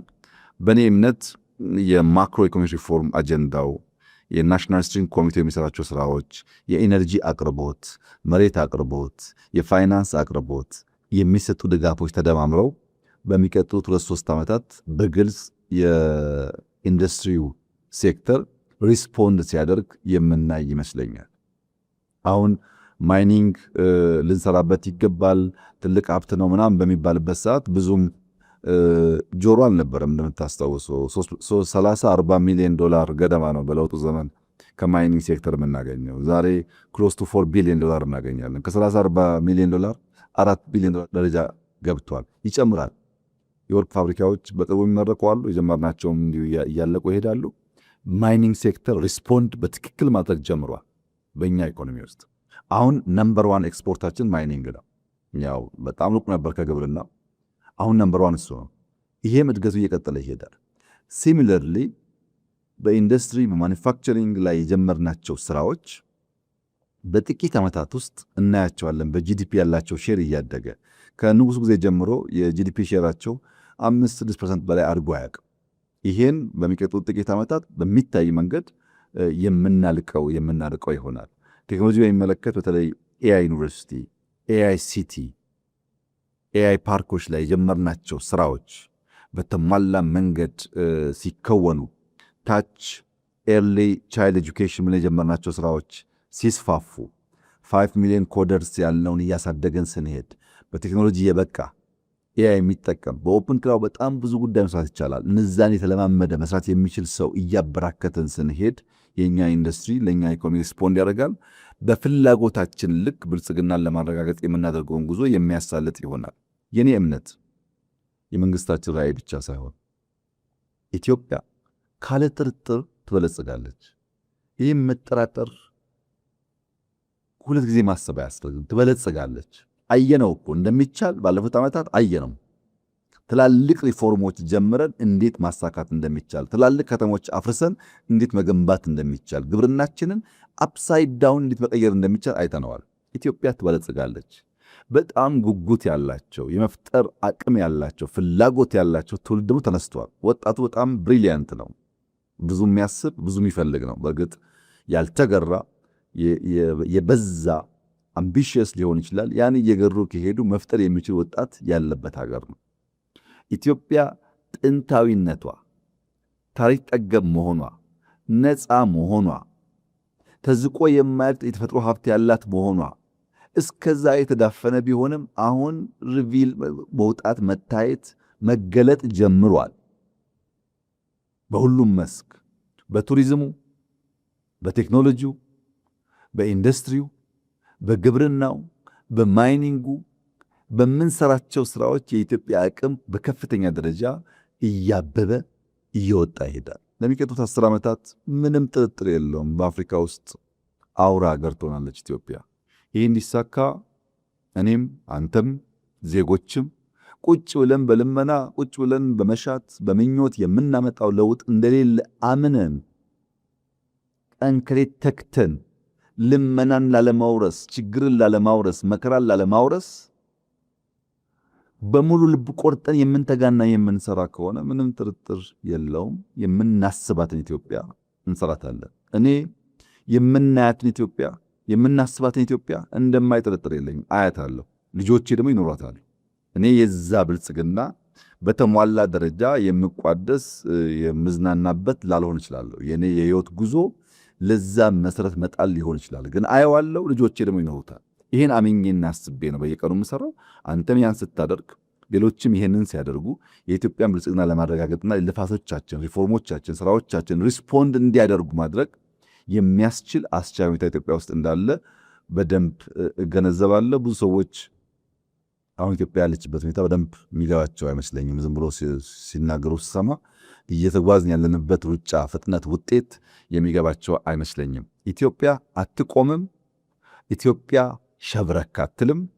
ኢትዮጵያ ትበለጽጋለች። ህልሞቻችንም ደረጃ በደረጃ የኢትዮጵያ መሰረታዊ ፍላጎቶች እንመልሳለን። ከዚህ የሚያቆመን ነገር የለም። በንጹህ እጅ፣ በንጹህ ልቦና፣ በትጋት፣ በልፋት፣ በውጤት ኢትዮጵያን ለማቅናት ለማንሳት ስለምንሰራ ፈጣሪያችንን በእጅጉ ያግዘናል፣ እያገዘን ይገኛል። ስለሱ ምስጋና አለን። ስለ ህዝባችን ምስጋና አለን። ስለሚተጉ ሰዎች ምስጋና አለን። ስለሚሰርቁ ሰዎች እባካችሁ ተሰብሰቡ ማለት እንፈልጋለን። ሌብነት አገር አያሳድግም። አለመትጋት አገር አያሳድግም። በመልፋት በመጣር በመደመር በመሰብሰብ አንድ ላይ በማተኮር ፎከስ ሆነን ከሰራን ግን ምንም ጥርጥር የለውም የኢትዮጵያ ብልጽግና ማረጋገጥ የሚያስችል ግልጥ ያለ ራዕይና ውጤት እያመጣ ያለ ጅማሮ በእጃችን እንዳለ አምናለሁ። በዚሁ አግባብ ኢትዮጵያ በልጽጋ ከፍ ብላ በዓለም መድረክ የምትታይበትን ከረሃብ ከችግር ከልመና ከእርዳታ የምትወጣበትን ሀገር እኔም አንተም ማየት እንድንችል ማሳካት እንድንችል ምኞቴ ነው። እንግዲህ እጅግ አድርጌ አመሰግናለሁ። እዚህ ላይ ምንም የሚጨምር ነገር የለውም። ለጊዜው እጅግ በጣም አድርገን እናመሰግናለን። አመሰግናለሁ።